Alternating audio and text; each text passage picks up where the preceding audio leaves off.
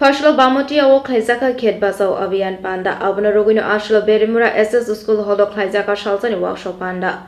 Panda Unaro Okra Umanzaka Hostini Montrokara Professor Dr. Manik Shaha. Abandoni Bising the Hasani Kobanko Hubar Klenerok Niago, Hubar Klaitani Namani Mission Bagadoka Montrokra. Panda Umanzaka Emily Noyan Shorka Western Brazil Porisha Sobati Poti Bishojit Shilno Kobo Ikuban Uzamaro. Integrated Crop Management, the program.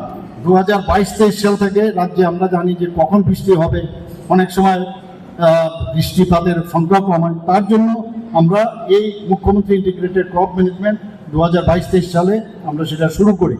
এতে কৃষকরা যারা আউশ ও আমন খন্দে ধান চাষ করতে অসুবিধার সম্মুখীন হচ্ছিল তাদের অনেক তাতে করে কিন্তু সুবিধা হচ্ছে।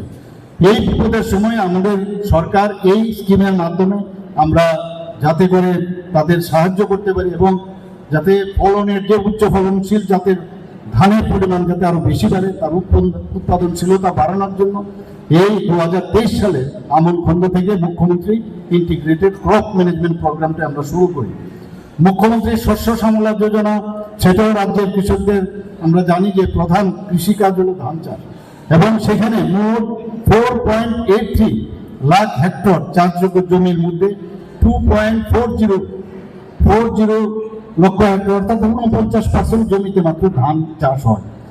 যেহেতু ধান আমাদের রাজ্যের মূল ফসল, তাই সেখানে যাতে ঘাটতি না হয় এবং সেটা যেন প্রপারলি সবসময় সাস্টেনেবিলিটি থাকে, তার জন্য যারা ক্ষুদ্র প্রান্তিক যারা ফার্মার্স আছেন, কৃষক ভাই বোনেরা আছেন, তাদের ওদের কাছে পৌঁছানোটা আমাদের খুব দরকার, এবং সেই কারণেই মুখ্যমন্ত্রী শস্য শ্যামলা যোজনা আমরা করেছি।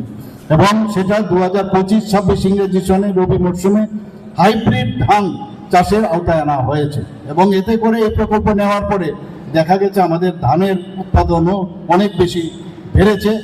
এবং এই জন্য 2025-26 অর্থ বছরে আমরা আমাদের রাজ্য বাজেট থেকে 10 কোটি টাকা দেওয়া হয়েছে। 26-27 আমরা রাজ্য বাজেট থেকে আরো 12 কোটি টাকা রাখা হয়েছে।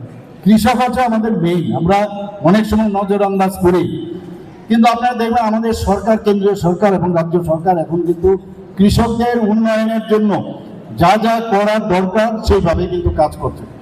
মাননীয় প্রধানমন্ত্রীজি বারবার বলছেন তাদের আমাদের ঝড় হোক বৃষ্টি হোক, তারা কিন্তু রোদ হোক, তারা কিন্তু মাঠের মধ্যে পড়ে থাকে। কাজে তাদের যাতে আগামী দিন আমরা মুখে শুধু বলছি না, তাদের সত্যি সত্যি অর্থে তাদের কাছে পাশে যদি থাকতে পারি, এর থেকে বড় আত্মতৃপ্তি আর কি হতে পারে। আর ইন রিটার্ন ওনারা তো আমাদের জন্য কাজ করছেন, দেশের অর্থনীতির জন্য কাজ করছেন, রাজ্যের অর্থনীতির জন্য কাজ করছেন। এই জন্য আজকের এই যে প্রোগ্রাম এখানে আমরা রেখেছি আজকে, তবে এখানে উপস্থিত থেকে আমি ক্ষেত বাঁচাও যে অভিযান আমাদের 5 জুন থেকে 30 জুন হচ্ছে, আমি এখানে উপস্থিত সবাইকে আমি এখানে উপস্থিত থাকার জন্য, আর যে এর যে মেইন উদ্দেশ্য সেটা ভালো করে বোঝার জন্য কিন্তু এই ক্ষেত বাঁচাও অভিযান, সেটাকে হৃদয়ঙ্গম করে আপনারা কাজে নামান।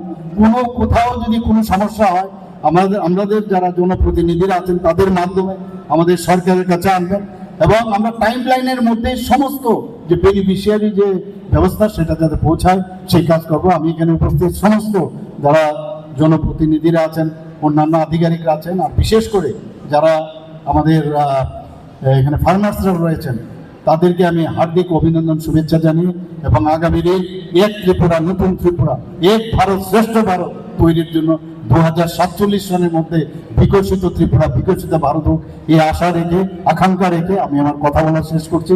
নমস্কার।